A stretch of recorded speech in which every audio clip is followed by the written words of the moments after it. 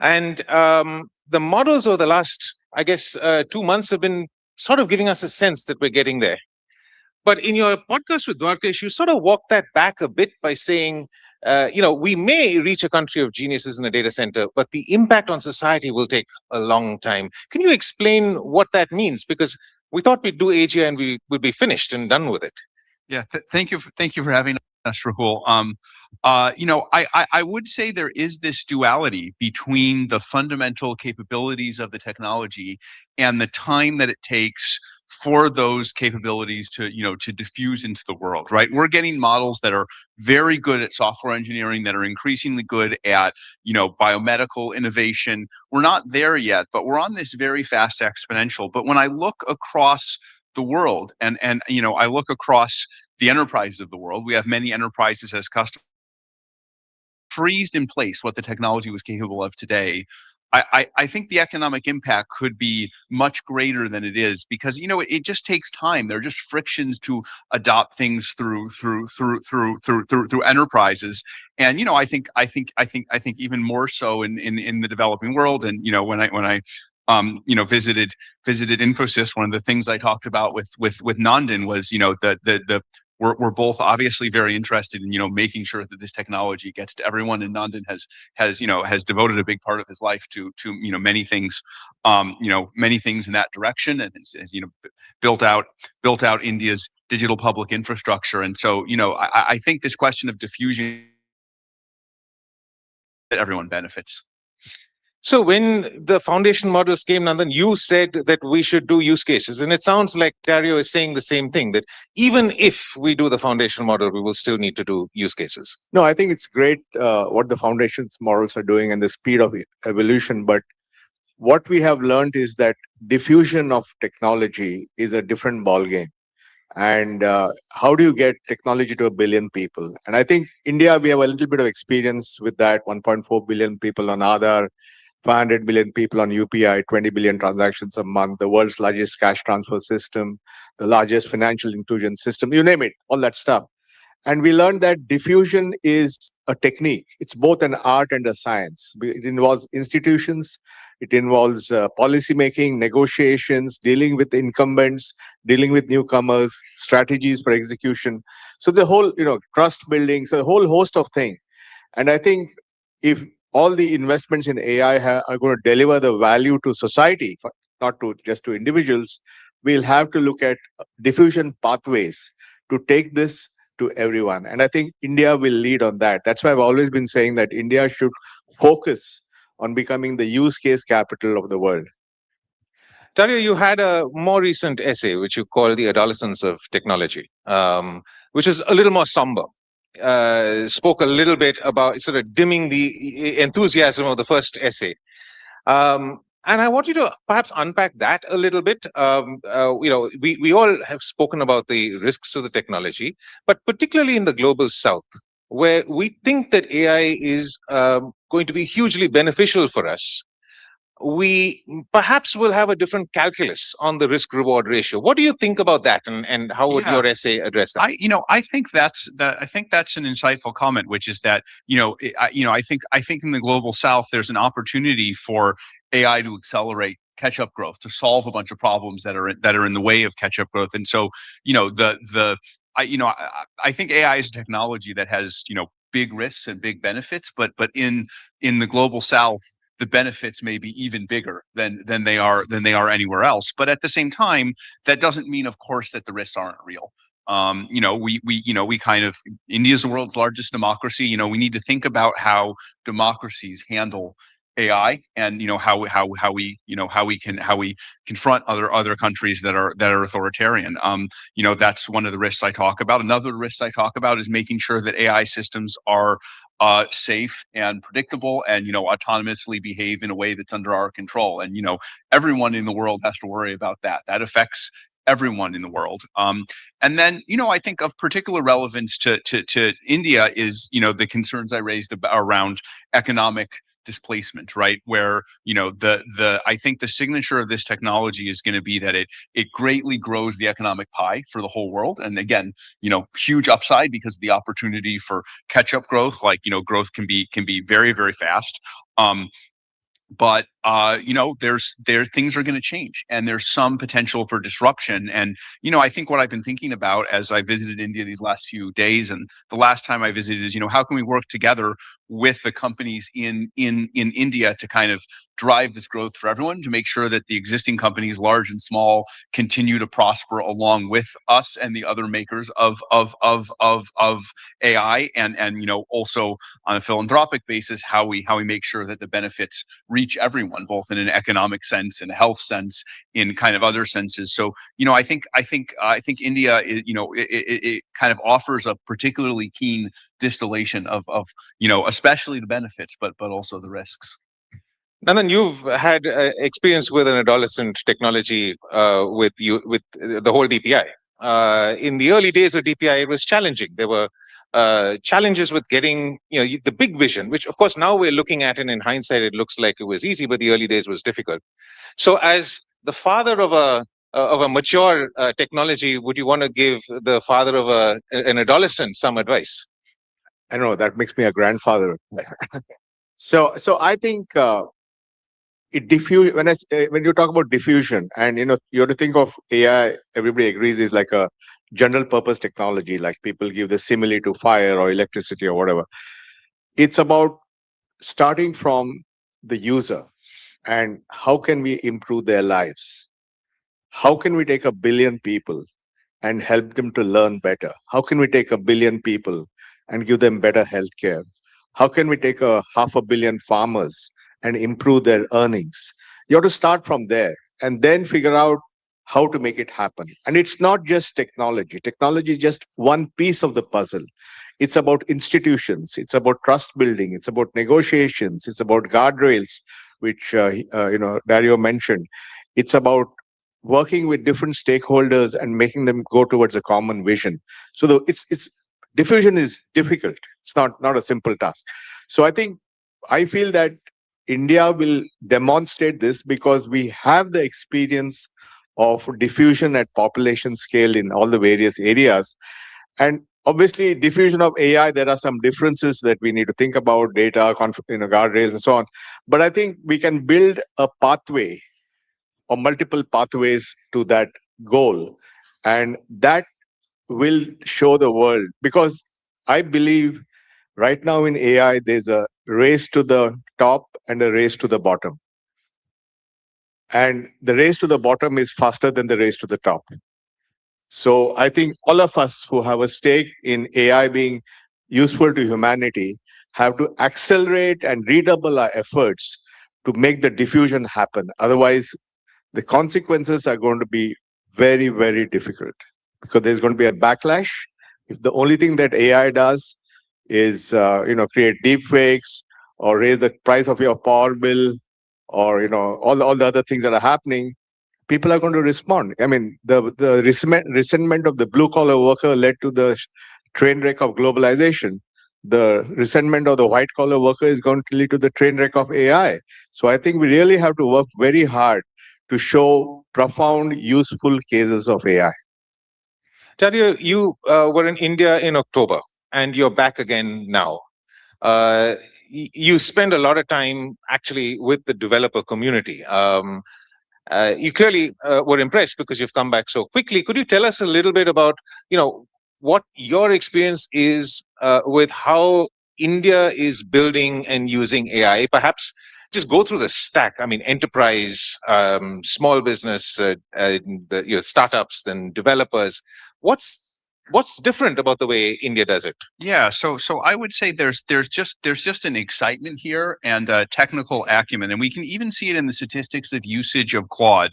Use of Claude for technical kind of programming and software engineering, mathematical tasks, the fraction is substantially higher here in India than it is in most other places in the world. And every time I go to speak at one of these, we'll host these builder or developer events in India. Just there's a lot of excitement. I can feel the brimming excitement of what is something that we can build. In just the last 4 months, the use of Claude and Claude Code has doubled.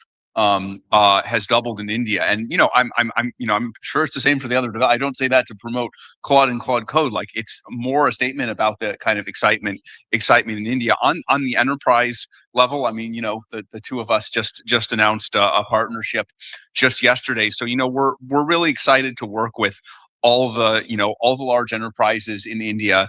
They know much more about the Indian market. They know much more about distribution. They know how to serve enterprises within India, and they're much better at that than we are. And can we plug our technology into what they do, and create something that kind of wins for both sides, right? We would like to be able to jointly win with the companies in India. And then finally, I think there's another element that's almost unique, which is that there's an excitement to build, but there's an excitement to build for public good and for philanthropic benefits. So, Nandan kindly introduced me to the XStep Foundation, which of course builds digital infrastructure, and we've already started to work on a number of projects really to reach people in rural areas. We're trying to combine Claude with something called Open AgriNet, which helps farmers in rural regions to kind of find better information and better advice to be more effective and efficient. And we're looking to expand that a great deal. So I think that's something totally unique to India. And that through folks in the private sector, we would get connected to these efforts, and there would be mutual enthusiasm to promote these efforts. And you, of course, have an office. You've declared a managing director, but actually, more importantly, Sonnet 4.6, which dropped yesterday, very inconveniently, so I couldn't try it, apparently is doing very well on 10 Indic languages. So there seems to be a bit of a focus in your development as well on India. Can you tell me why that's important, why language, cultural context is important, and what India can play, what role it can play in that? Yeah. So language models have always been multilingual, but of course they're better at languages than that they've been trained more on. And of course, as I learned when I first came here, India has a very long tail of regional languages, and we see this as something related to access, something related to making sure we provide benefits for everyone, right? If you can only speak the most common languages, then there's a long tail we're not reaching, right? The farmers that we mentioned, many of them speak one of the less common regional languages, and so we've put in place a push, collaborating with folks in India to acquire more data for this long tail of Indic languages, and Sonnet 4.6 represents an improvement. We're not all the way there yet. We want these models to be as good, even far out in the long tail of these languages as they are at speaking English. And we're making progress towards that. We're not there yet, but we want to keep going. And then after you built DPI, I mean, I say after, like as if you stopped, you still continue to do it, but after you did the bulk of the work, you spent some time and effort actually taking it out to other countries. And I was wondering whether you've thought about that for AI. And Sure. as it's been mentioned so many times today that this is the first AI summit in the global South, and so I think perhaps countries of the global South, if there's a model, as it were, for doing this, would benefit from those ideas. So as you think about it, is it costs? Is it skill? Is it data? Infrastructure? What is it that countries need to think about for this? No, sure. No, finally, it's about a lived experience. If you've done it, you can do it better next time. So what we did in the DPI part, the digital public infrastructure, is that after several years of that experience, we worked with global philanthropists, set up something called Co-Develop, and said, let's take DPI global. And today, we have some version of DPI running in about 40 countries around the world. We recently had a summit in Cape Town, where we had 1,200 delegates from 109 countries. So it's become a global movement, and we feel that if AI has to really be impactful, we need something similar. So yesterday we just launched something called 100 diffusion pathways by 2030. We like to have targets. So Can you explain that? yeah, so the idea is that a diffusion pathway is basically a way to reach a particular goal, which you got from learning, from doing things, and then packaging it. And it's not just technical packaging; it's about guardrails. It's about how do you get institutions on board, how do you make how do you make data available. There's a whole host of things. But think of it as a toolbox or a playbook for doing things. And then this is a global initiative. So we're going to work around the world and create multiple diffusion pathways and then share them with each other so that we can accelerate this thing. And, Anthropic is part of that. We have Google as part of that. Gates Foundation is there. UNDP is there. The Kenyans. It's a global coalition. Because what we learned from the agriculture experience, we we worked with Maharashtra on their agri stack, which is called Mahavistar. And that took us 9 months to figure out how to make it work safely at scale. Using the same learning, it was done in Ethiopia, which took 3 months because we had the learning of Maharashtra. And then using the same learning the PM was very keen to see it in animal husbandry. So we worked with Amul and we did that in 3 weeks. So you can see the trajectory of time, right? From 9 months to 3 months to 3 weeks. So what that shows is that if we can do this lived experience and keep improving and package that and take it to the world, we'll move the implementation of AI to the real world. And that I think is strategically important for the world of AI. So 100 by 30 is the new... Yeah, 100 diffusion pathways by 2030. And we welcome everyone to join this moment. You have many such catchphrases, but the one that really stood out to me at some time ago was India needs AI and AI needs India. We've spoken a bit about the India needs AI, but why does AI need India? Because this is where we're going to show it working. I think because of the history of India's digital journey, and thanks to the leadership of Prime Minister Modi, who is the biggest champion of all the work that's going on, we have a political leadership that's committed. We have technologists. We have enough people with the right value system to make this happen. And we have done this before. And therefore, India will be where you'll see most of the deployment of AI in a tangible way, where farmers are able to make more money, where children learn better, where healthcare is better, where people talk in their own language, so you have universal access. So this is where you're going to show this. And the world needs this to be shown, and the AI companies need this to be shown because they have to show real stuff where this is working at scale for people. So I think, it's very important. Dario, if I can ask you, if you were to rewrite Machines of Loving Grace, which is a beautiful 20,000 word or something essay for India, if you were to think about, what is that utopic vision of what AI could be for India, what would it be? I mean, obviously not 20,000 words, but whatever few ideas you could have now. Yeah, I mean, I think a lot of what was there was universal, but there are some things that I would accentuate that are possible when you have such a large population for running this kind of large possibility of experiments, right? You have here a very large population for kind of studying and improving human health. There's world-class medical research. So I think I would double down, especially on some of the sections about accelerating the cures for diseases. We just had Demis Hassabis, who has basically solved the protein folding problem with AI and kind of shown us all the way. And what we need are 50 improvements like that. The hope is working together between the AI developers and the folks who diffuse AI and do the actual medical research. Can all of us working together between the AI companies and folks in India really accelerate progress. I would also say accelerate accelerating the rate of economic development.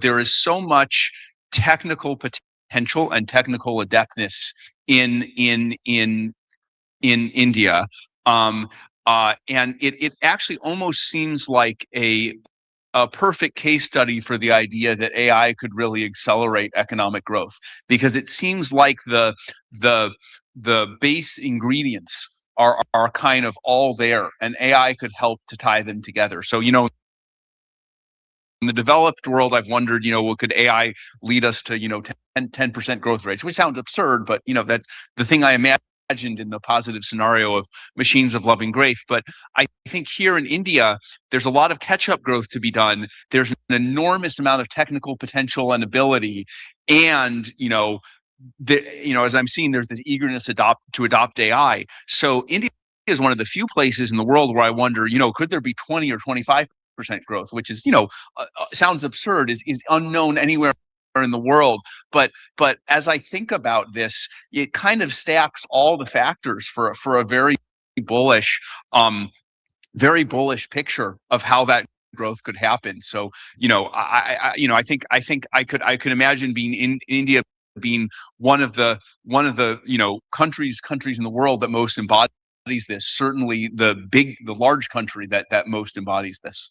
And Nandan, with all of these things, there needs to be some unlock. So if you were to advise governments of the world, governments of India, governments of the global south, what should they do to unlock this 20-25% growth that Dario dreams of? I don't know about 25 and all that. If I get 10, I'll be happy. But I think there are a number of things. Obviously, I think people before have talked about the need to create massive compute. We need to bring in the models. I think the focus has to be on inclusion. I think this AI has to carry everybody. Everybody must feel it. Everybody must benefit from it. And that's why I think the language is very important. We want people to be able to speak to the computer in their language, in their dialect, mixing English, Hindi, Tamil, whatever. That needs to be done. I think that's a big thing. And then I think making agents work for people. I think if we can make agents work for people, then it means more inclusion, because they can get complex things done because you're hiding all the sophistication behind the agent. So I think there are a lot of things we can do, which you'll see now in the coming years. We already have 3 or 4 examples in agriculture, in healthcare, in language, in education, in electricity. We have a very good example of P2P trading. So I think all these are examples of how AI will actually benefit people. And then I think, as to Dario's point, India is a country which is very positive about technology in general and AI in particular. And we need to take advantage of that and not let them down by giving them truly transformative applications using AI, which you will see in the next 2 to 3 years. Nandan, Dario, thank you so much. What a lovely conversation. Thank you. That's great.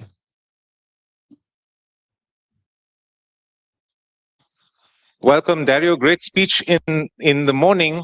You mentioned that we are in the end of or towards the end of the exponential. This is something that you spoke about in Machines of Loving Grace, that we would have a country of geniuses in a data center. And the models over the last, I guess, 2 months have been sort of giving us a sense that we're getting there. But in your podcast with Dwarkesh, you sort of walked that back a bit by saying, we may reach a country of genius.